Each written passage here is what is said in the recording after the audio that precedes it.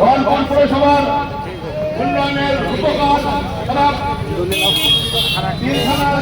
রূপকার তিন থানার বর্তমানে আমাদের রহনপুরের একটি সন্তান রহনপুরের সফল মেয়র বিএনপি ওনার মুখে আমরা দুটি মূল্যবান কথা আজকে শুনবো সাথে বন্ধুগণ। আজকে এবারে বক্তব্য রাখছেন সাবেক মেয়র সফল মেয়র রহনপুর পৌরসভার তারেক আহমেদ তারেক ভাই।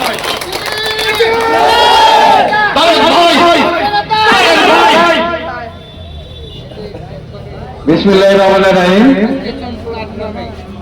বাংলাদেশ জাতীয়তাবাদী দল গমাস্তাপুর উপজেলা এবং রহনপুর পৌরসভা বিএনপি সহ সকল অঙ্গ সংগঠন এবং সহযোগী সংগঠনের নেতা এবং কর্মী ভাইরা এবং আমাদের সামনে সর্বশ্রেণীর জনসাধারণ সকলের প্রতি রইল আমার আন্তরিক সালাম, আসসালামু আলাইকুম।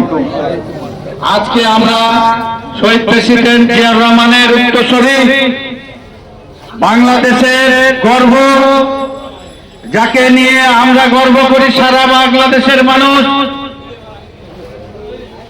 তারুণ্যের অহংকার, বিএনপির ভারপ্রাপ্ত চেয়ারপারসন জনাব তারেক রহমান, ওনার যে 31 দফা কর্মসূচি, এই 31 দফা কর্মসূচি আমরা রহনপুর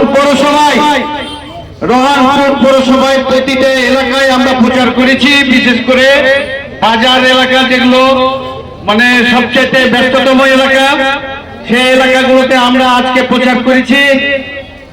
আমরা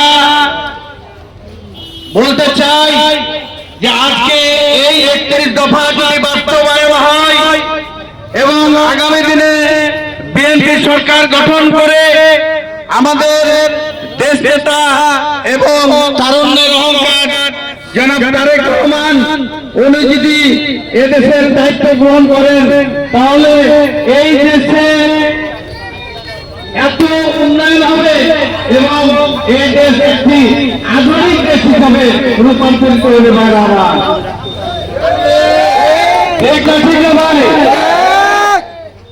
আমরা চাই উনার 31 দফাকে মানুষের মাঝে পৌঁছে দেওয়ার জন্য এবং মানুষকে সচেতন করার জন্য 31 দফা কি, 31 দফার মধ্যে উনি কি চেয়েছেন, এই প্রচারের জন্য আজকে আমরা রহনপুর পৌরসভায় বিভিন্ন এলাকায় প্রদক্ষিণ করে মানুষের হাতে হাতে দিয়ে আমরা কি বলেছে আমরা প্রচার করেছি।